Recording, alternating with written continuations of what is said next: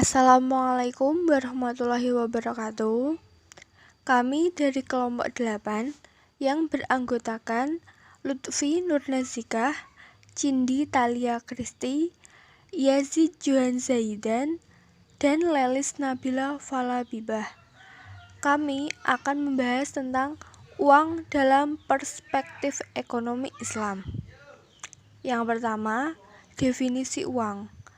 Uang dalam ilmu ekonomi didefinisikan sebagai setiap alat tukar yang dapat diterima secara umum. Alat tukar berupa benda apa saja yang dapat diterima oleh setiap orang di masyarakat dalam proses pertukaran barang dan jasa. Sedangkan uang dalam Islam pada mulanya dicerminkan dalam dirham sebagai alat tukar dan alat nilai. Kemudian berkembang menjadi uang emas dan perak dengan nama dinar. Materi selanjutnya yaitu kriteria dan fungsi uang.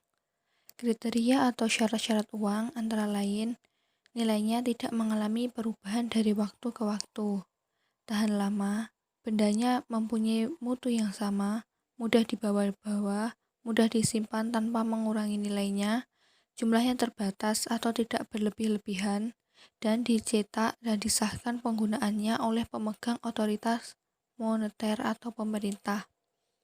Fungsi uang dibedakan menjadi dua, yaitu fungsi asli dan fungsi turunan.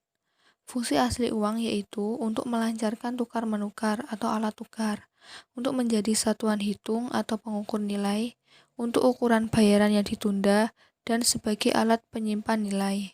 Sedangkan fungsi turunan uang yaitu sebagai alat pembayaran, untuk menentukan harga, sebagai alat pembayaran hutang, sebagai alat penimbun kekayaan, sebagai alat pemindahan kekayaan atau modal, dan sebagai alat untuk meningkatkan status sosial. Jenis uang. Jenis uang yang beredar dalam masyarakat dapat dikelompokkan menjadi 3, yaitu uang kartal, uang giral, dan uang kuasi.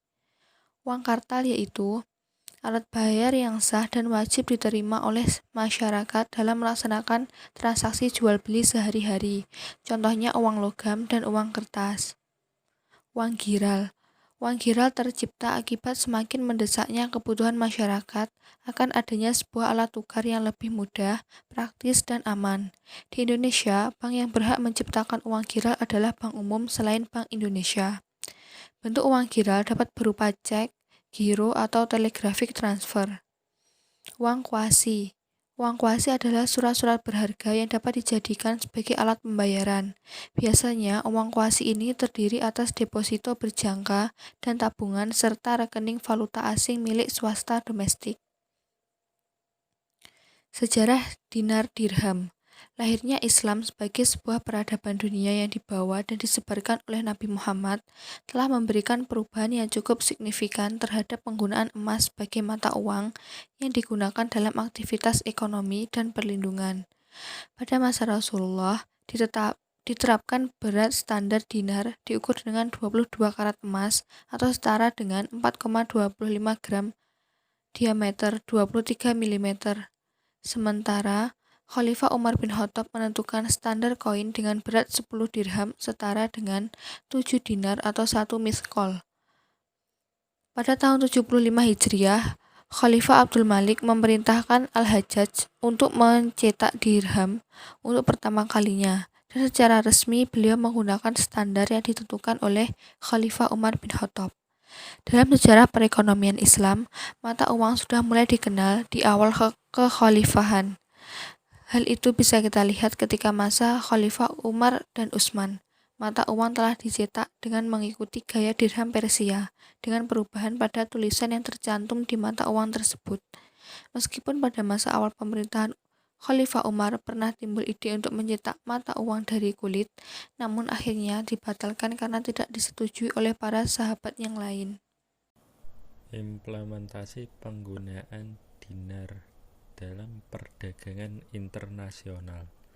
Beberapa hal yang harus diperhatikan dalam penerapan uang dinar dalam perdagangan internasional, antara lain: yang pertama, peran dinar dalam perdagangan. penggunaan uang dinar tidak ditujukan untuk mengganti peran mata uang domestik, tetapi hanya digunakan untuk pembayaran atas transaksi perdagangan barang dan jasa luar negeri. Yang kedua, penggunaan dinar emas.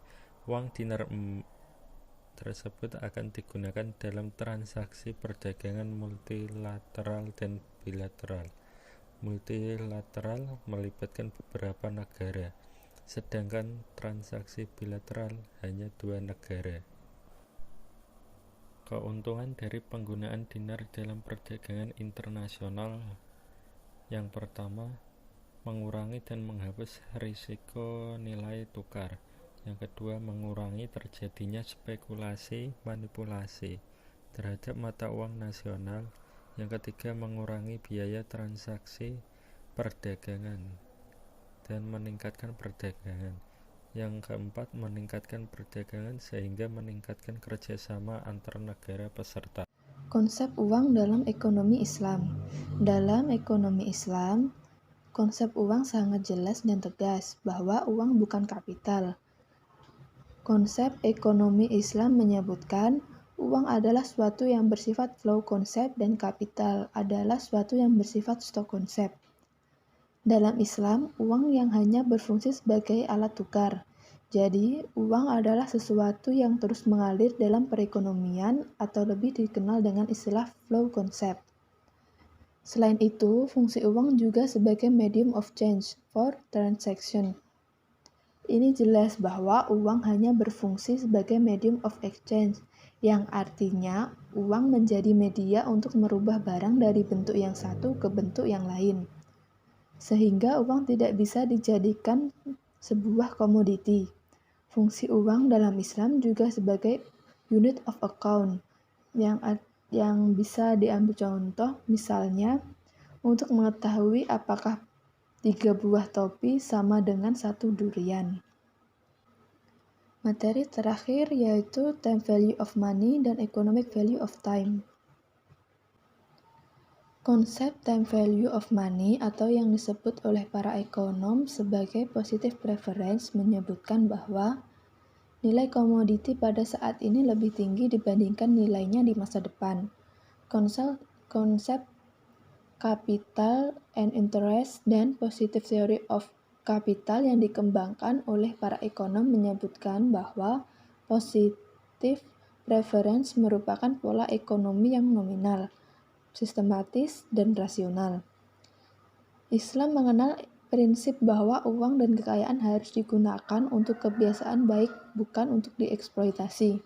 Tidak boleh berlebih-lebihan dan tidak dibiarkan sia-sia menganggur. Islam sangat menghargai waktu, tetapi penghargaannya tidak diwujudkan dalam rupiah tertentu atau persentase bunga tetap, karena hasil yang nyata dari optimalisasi waktu itu variabel, tergantung dengan jenis usaha, sektor industri, lama usaha, keadaan pasar, stabilitas politik, produk yang dijual, jaringan pemasaran, dan termasuk siapa pengelolanya. Dalam Islam tidak dikenal dengan adanya time value of money. Yang dikenal adalah economic value of time. Teori time value of money adalah sebuah kekeliruan besar karena mengambil dari ilmu pertumbuhan populasi dan tidak ada di ilmu finance. Sekian presentasi dari kelompok 8. Terima kasih.